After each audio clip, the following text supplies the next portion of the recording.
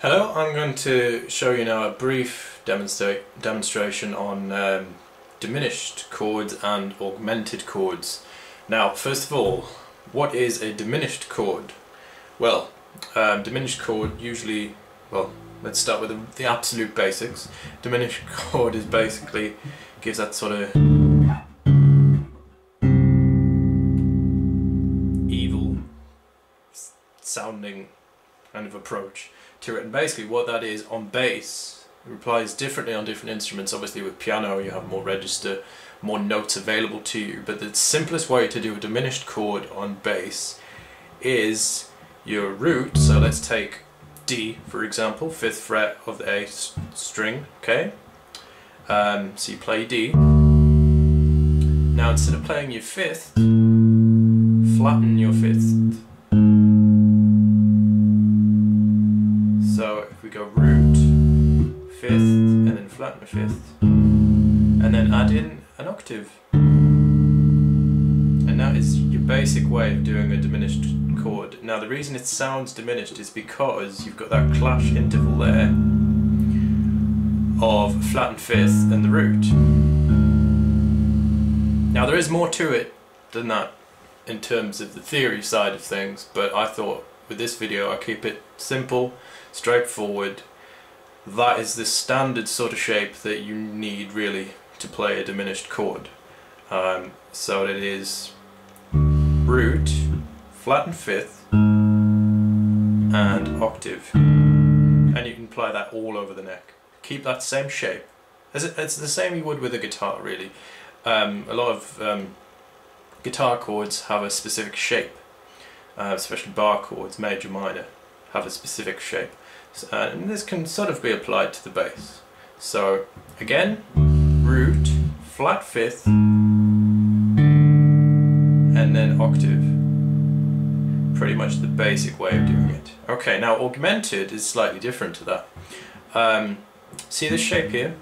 How we've got 1 on the 5th fret, 2 on the 6th fret, and 3 on the 7th fret. Now, take that shape, but flip it round. And what I mean by flipping it round is this. Take your 3rd finger on D, your 2nd finger on F sharp, and your 3rd finger on B flat. Okay.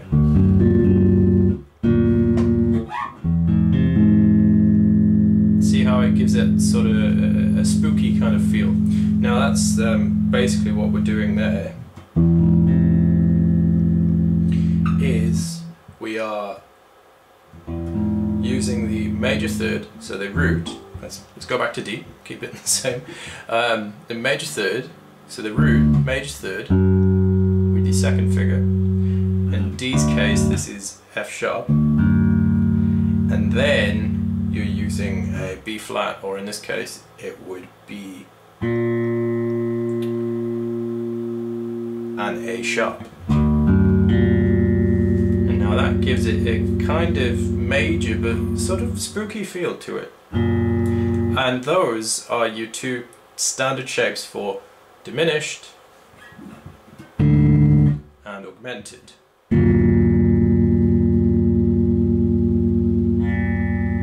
Now you can extend these. For example, there are quite a lot of warm-ups out there that use augmented and diminished arpeggios. One of them is pretty much this, and it starts on the 1st fret of the E string, 2nd fret of the A string, 3rd fret of the D string, 4th fret of the G string. So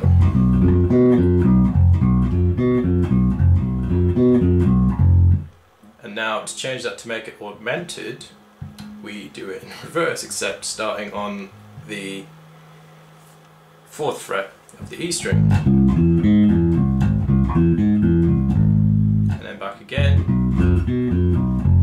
and that's a great warm-up, and it also gets you familiar with the sound. I mean, Diminished and augmented chords outside of, say, dramatical theatre music and classical music aren't really that common, and so it's something to experiment with. I know it's quite brief, it's not really going into the theory, I don't particularly want to do that because it bores quite a lot of people and it's not entirely relevant.